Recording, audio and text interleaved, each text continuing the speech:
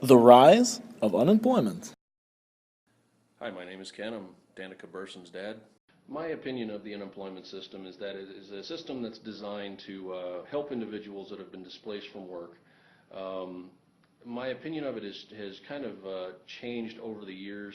I used to think that it was something that people depended upon simply because they were not able to go out and find another job because they weren't qualified for it. However, in recent times, I have discovered and changed my opinion of it to that people that draw unemployment in many cases they're not being lazy.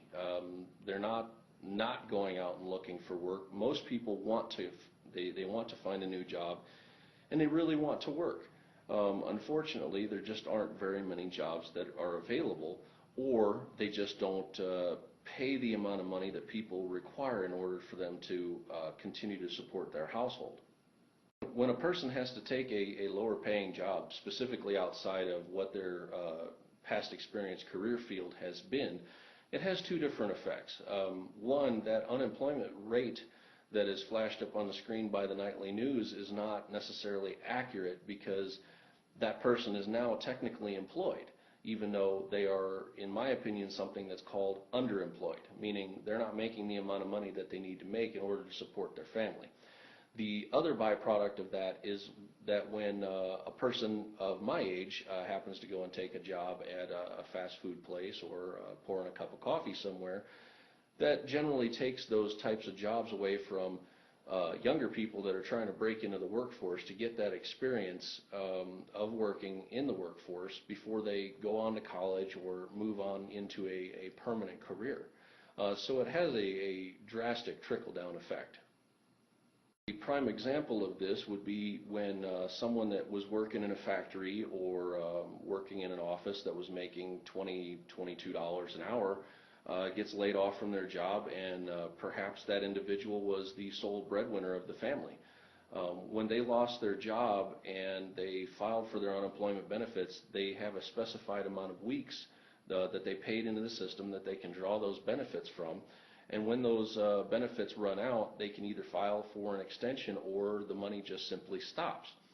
When that happens, of course, being a responsible head of household, you have to go out and find any job that you can find. And if that means that you're going to be working at McDonald's or KFC or Wendy's or something like that, and you're only making $8 an hour, obviously, if your household was accustomed to making $22 an hour and now you're making $8 an hour, obviously that's not very beneficial for the family. We consider anybody who's been unemployed for 6 months or more to be long-term unemployed, but we also keep statistics on those who've been unemployed for more than a year or more than 2 years.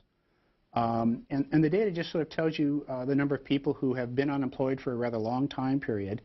And importantly, they're still looking. They're still willing to work, and they're still actively looking for work.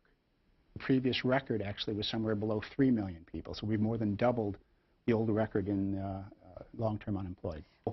The 16 to 24-year-olds, they make up about 14.2% of the labor force.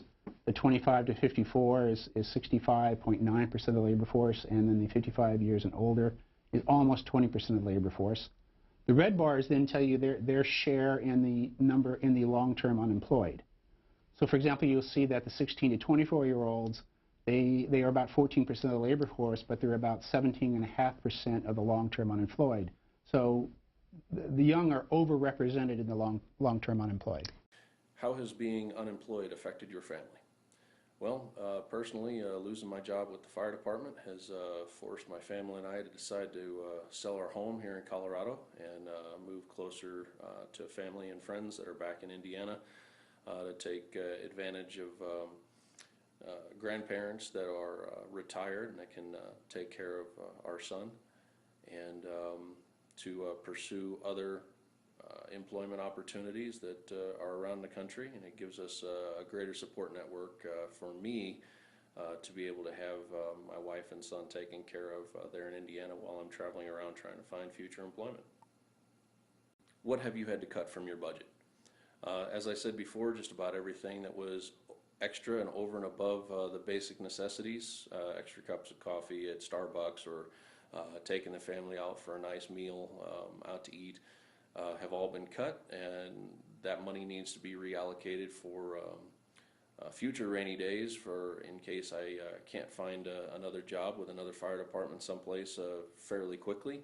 And that job's had to be reallocated for moving expenses to get my family back to Indiana while I stay in Colorado and try and sell our home. The overall unemployment rate of the United States is 7.3%, but many don't know that it is very inaccurate. The unemployment rate only includes people who do not have a job and are receiving unemployment benefits from the government. Crystal Clanton states that the government's rate only accounts for one portion of people who are out of work, rather than the actual number of citizens who want a job.